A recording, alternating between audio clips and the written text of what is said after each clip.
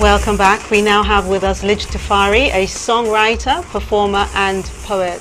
Welcome to Dolor Factor Live, Lij. It's very nice to see you. Thanks for having me. Great. Tell us a little about yourself. Yeah, well, as you all know, I'm Lij Tafari.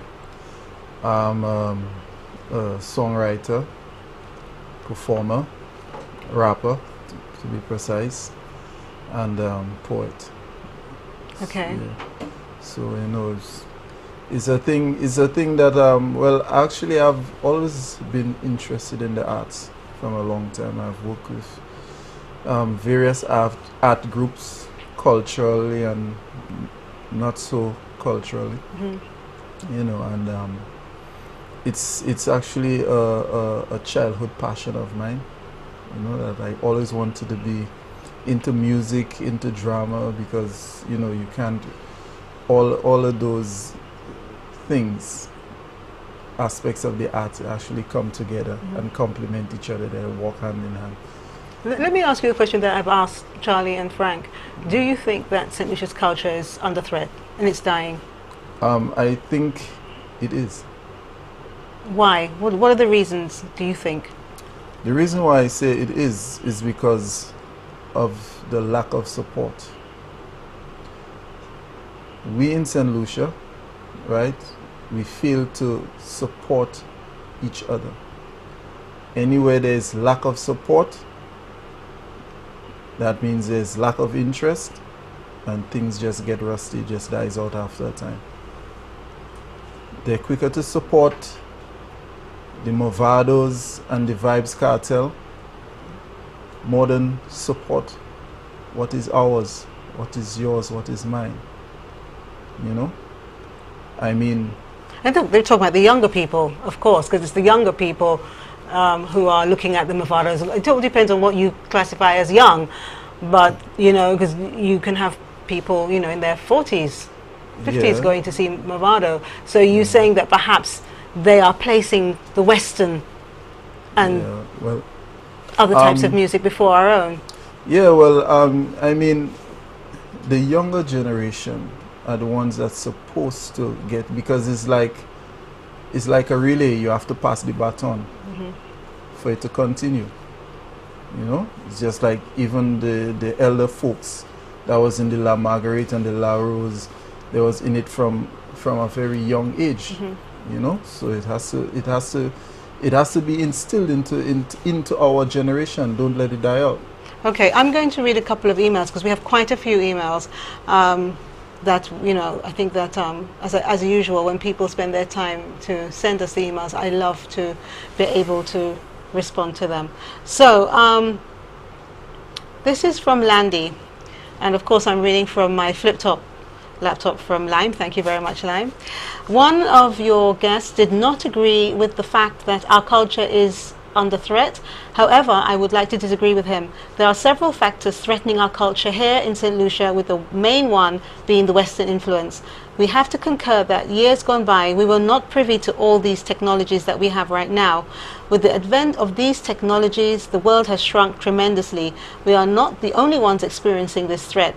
I think China has expressed concern about the eroding of their culture to Western values. Patriotism and national pride is another factor contributing to the eroding of our cultural values.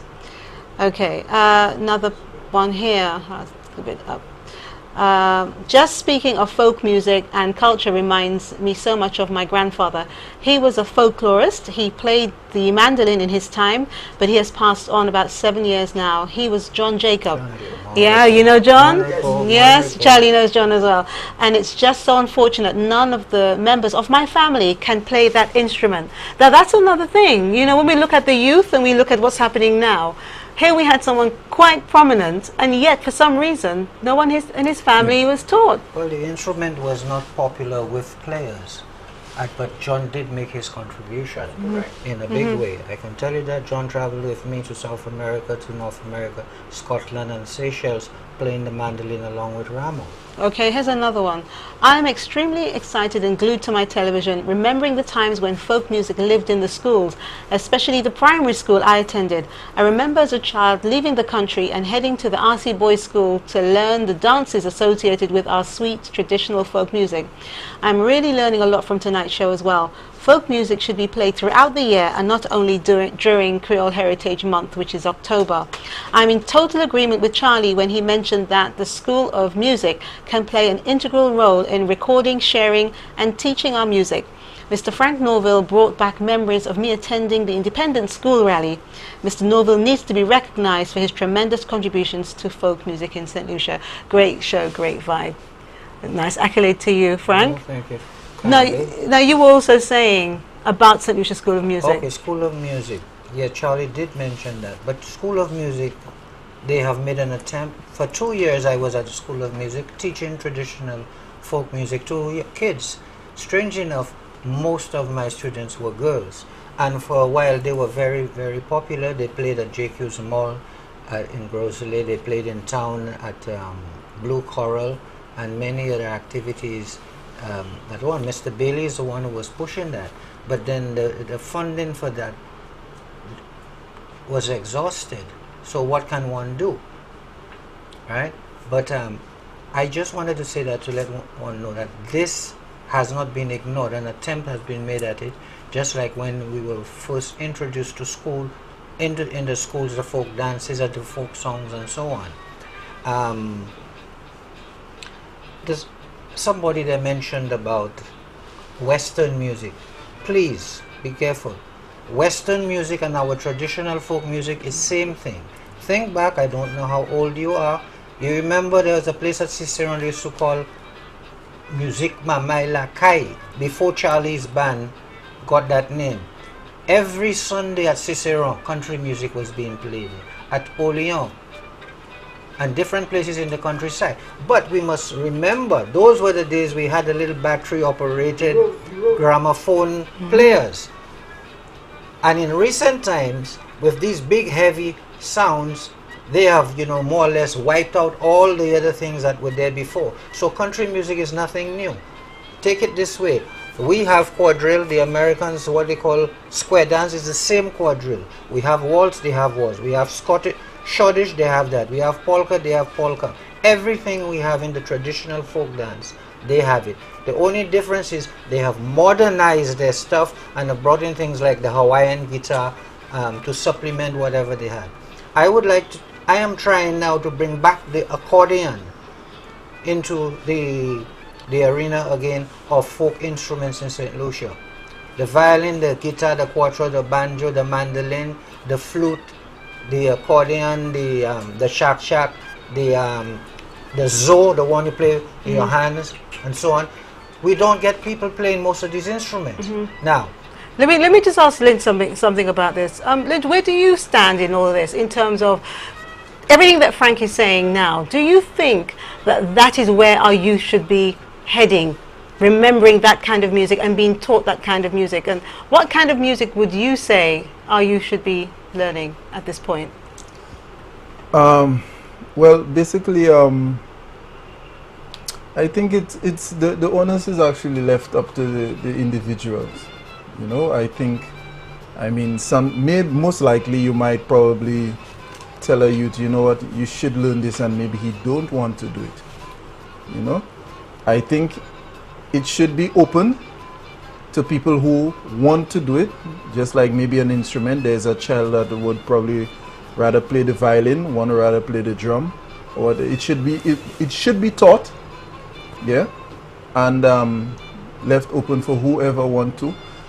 And there's a lot of people like I would mention Bohingson, right, that takes our folk music and give it a little modern twist. So in that way, it's actually reaching out to the younger generation. Bohingson has a album called Urban Drift.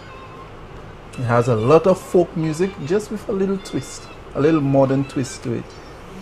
Yeah, still reaching out. So you have this the old flavor, the old flavor with just a modern touch. So there's a couple of solutions there, because we said earlier that perhaps the folk band should perhaps go into the schools, and now you're saying perhaps we should use someone like Boo Hinkson to use that kind of transfer. But at the same time, what about people like Joyce Auguste as well? I mean, she has, you know, been a tremendous asset to us. And we're going to go to the break, but here's a question I'd want maybe Frank and Lidge on our return for you to answer. What role does folk music play in terms of St. Lucia's tourism aspect? Is it something that we should be looking at as well, not just St. Lucia jazz? Is that something that perhaps we can excel on? Frank, hold that thought. We're going to the break, and when we come back, we'll have some responses. And don't forget, you can call us. And if you call us, you have opportunities to win some things tonight. This is Dolor Factor Live. We'll see you soon.